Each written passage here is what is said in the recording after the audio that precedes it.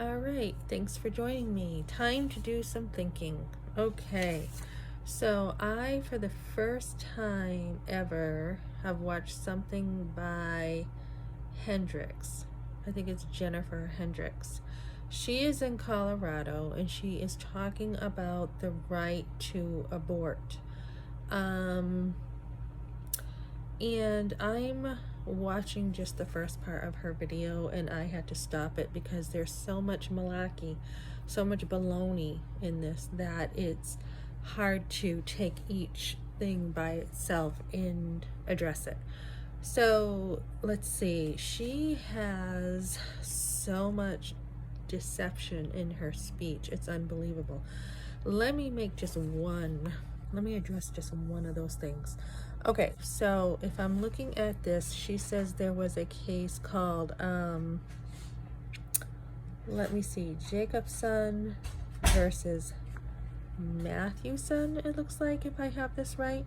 And she said that there was a law about vaccination, that the state had an interest in vaccinating people against smallpox.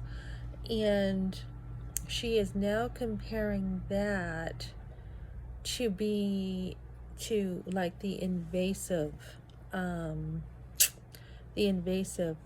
duty of a woman to be pregnant.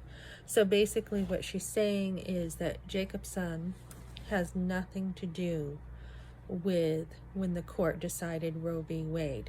That she's saying they based their decision on denying women the ability to abort based on this law. And what she's saying is that it's more invasive to have a baby than it is to have the smallpox shot. So she's saying the reason for her saying this is because the vaccine had a huge history beforehand that talked about the consequences for everyone if everyone wasn't vaccinated. Whereas she's saying that, and this is ridiculous, that life did not have this history. Life did not have the same history as she's comparing to smallpox. And I'm watching this and I'm thinking, since when? Since when have we not had the history about life? Life has always been something women have gone through. From generation to generation, women have given birth to their pregnancies.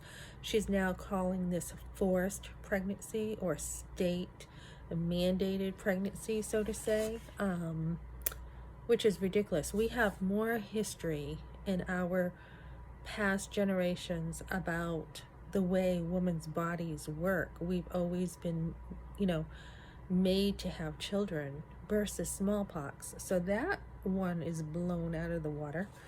And then she's saying that eugenics, women have been accused of playing eugenics and now are the villains with having abortions. She's lying because we know that Margaret Sanger did play eugenics. She did, she was a racist. She did have a part in the Ku Klux Klan. She was part of the Negro Project. She did target black people. So yeah, she was a villain. She was pretty evil. And I think Planned Parenthood has distanced themselves from her as much as they can.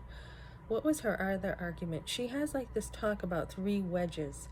Another one is that it's important that women don't feel that their fetus in a biomedical setting of sorts would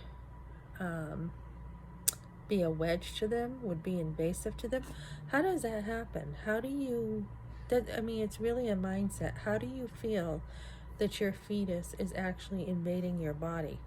If you are that cold-hearted that you feel that your baby is a invasion to you, maybe you need to change your thinking. Maybe you need to think differently and think that babies are blessings instead of thinking that they are invading your privacy, because after all, you invited them in. You're the one who invited them in when you had sex. You're the one who asked for a baby to come into your womb. And, we've heard of the eviction argument where people think that they should be able to evict their baby like you would be able to evict someone from your home.